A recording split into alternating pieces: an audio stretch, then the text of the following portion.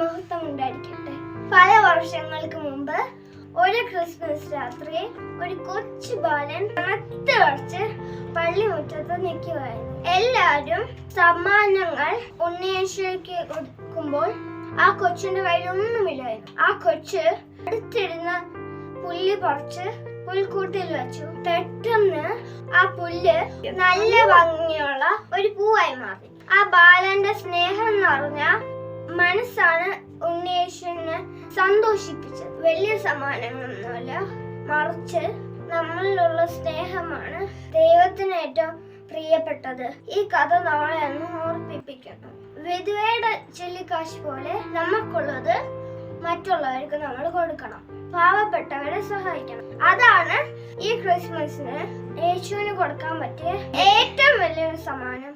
അങ്ങനെ നമ്മൾ ദൈവത്തിനോട് ചേർന്ന് നിൽക്കും. ആയതിന് പരിശുദ്ധാത്മാവ് നമ്മൾക്കിടവരുത്തേന്ന് പ്രാർത്ഥിച്ചുകൊണ്ട് നിർത്തുന്നു. ദൈവ തിരുനാമം മാത്രം മഹത്വം ഉണ്ടായിരിക്കട്ടെ. ഈ ചാനൽ ദയവായി സബ്സ്ക്രൈബ് ചെയ്യുക. അപ്ഡേറ്റ്സ് മനസ്സിലാക്കുവാൻ ബെൽ ബട്ടണിൽ ക്ലിക്ക് ചെയ്യുക.